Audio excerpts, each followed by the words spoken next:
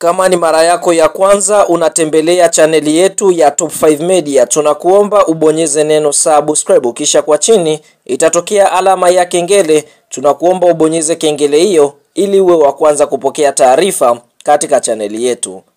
Mchezo mkubwa wa ligi kuu soka Tanzania bara almaarufu kama NBC Premier League ambao unasubiriwa na wadau wengi wa soka nchini Tanzania ni mtanange ambao utakwenda kuikutanisha klabu ya soka ya Yanga Sports Club wakiwa katika uwanja wa KMC Complex pale Mwenge. Watakwenda kucheza dhidi ya klabu ya soka ya KMC ambao ndio wao pia wanaomiliki uwanja huo wa KMC Complex. Kwa hiyo tunaona kwa upande mwingine Young Africans wameamua kuipeleka mechi hapo siku ya Jumapili ya tarehe 9 mwezi wa 11 2025 majira ya saa 10 jioni, ni kutokana na uwanja wa Benjamin Mkapa kuweza kufungiwa. Kwa hiyo tunaona Yanga ameamua kupeleka mechi pale KMC, kwa hiyo amemfuata mwenye nyumba kwa ajili ya kwenda kucheza mchezo wake. Kwa hiyo tunaona utakwenda kuwa ni mchezo wa mzunguko wa 6 kwa upande wa KMC, lakini kwa upande wa Yanga Sports Club utakwenda kuwa mchezo wa mzunguko wa 4 ligi kuu ya NBC, ambapo kuelekea katika mchezo huu tunaona klabu ya soka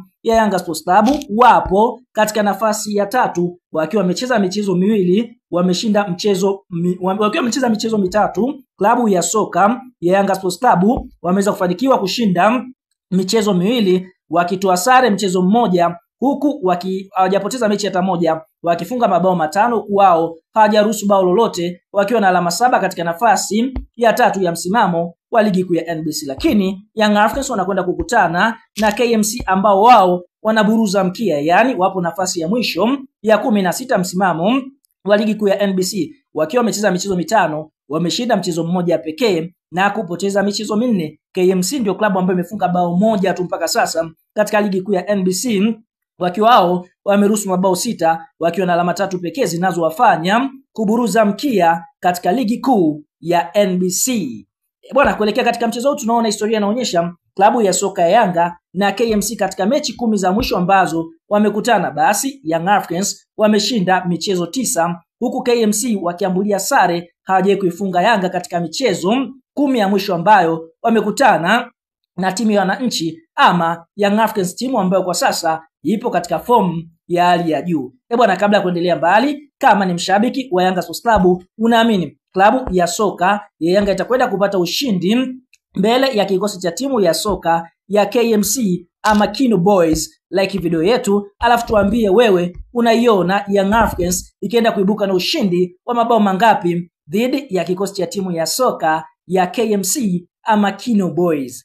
Sasa kuelekea katika mchezo wa Yanga Sports Club dhidi ya kikosi cha timu ya soka ya KMC, kwa upande mwingine klabu ya soka Yanga Sports Club kuna nyota ambao watakwenda kuwakosa kuelekea katika mchezo hii. Hii ni kutokana na wachezaji wao kuwa na majeraha. Nyota wa kwanza ambaye Young Africans wanatarajia kumkosa kuelekea katika mchezo huu ni mchezaji anofahamika kwa jina la Yao Otoula Kwasi. Licha ya kurejea mazoezini Kwasi, basi kwa upande mwingine bado hajawa fiti kuweza kuhimili mikiki uwanjani. Kwa hiyo tunaona hii ni kutokana na kuwa nje kwa kipindi cha muda mrefu. Kwa hiyo Yao anatarajia kukosekana kuelekea katika mchezo ukati ya kikosi cha timu ya soka ya Yanga dhidi ya KMC. Nyota wa pili ambaye Yanga anatarajia kumkosa, hili ni pigo kubwa sana, ni Clement Mzize, ambapo sote tunafahamu Clement Mzize ametoka kufanyiwa operation. Kwa hiyo tunaona operation hii ya goti ambayo amefanyiwa inamweka nje kwa kipindi cha muda mrefu. Kwa hiyo tunaona kuelekea katika mchezo huu